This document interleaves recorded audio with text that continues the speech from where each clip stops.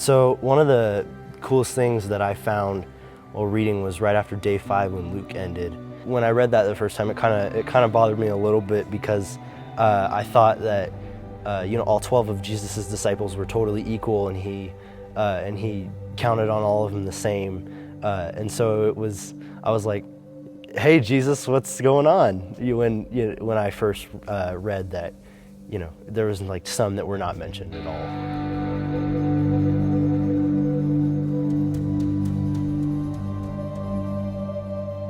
I think my favorite movie genre is mystery.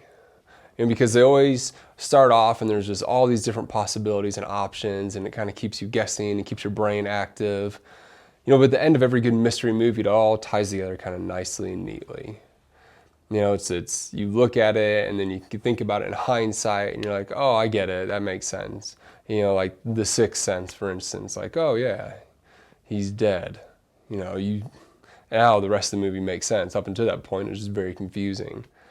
But I feel like in Scripture, mysteries like that shouldn't be the case.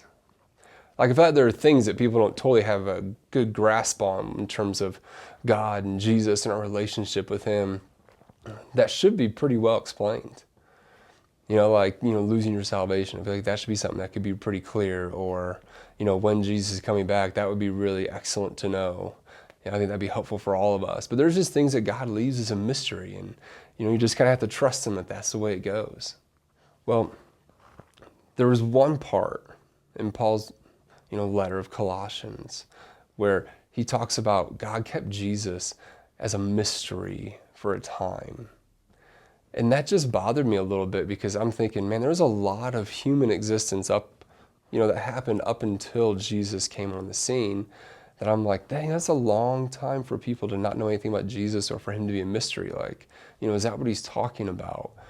And why would God keep that? If Jesus is the only way, then why would He hang on to that and keep it a mystery until that specific time in history? And it just bothered me, because I didn't get it, and it didn't seem right to me. He should tell people this should be an obvious solution. We would avoid a lot of tragedy in life if Jesus wasn't such a mystery. But the real mystery that Paul was alluding to and beginning to unpack and talk about is how, for so long the Jews were God's chosen people, and they were the church. They were marching ahead with Jesus, and man, the Messiah was going to make everything right. But I think the mystery that Paul's really talking about is how, from the beginning of time, God had a very specific plan for the Gentiles and the Jews to both coexist and to create a beautiful mix that made the church. And that was just a mystery and seemed like an impossibility to Paul's audience. How could the Gentiles be part of this too? The big mystery at, Paul's audience was that Jesus could actually dwell with the Gentiles. That there could be people that don't look like us, act just like us, and sound like us, but they can still know the same Jesus as us. And that bothered them. And I think what bothers me now is that we've kind of reverted back to that. We don't want to launch our life into people that look different than us, or sound different, or maybe don't believe the same. Because what if they accept Jesus and their life doesn't look identical to ours? It's almost like we couldn't handle that. Maybe it's that thought that kind of bothers me the most.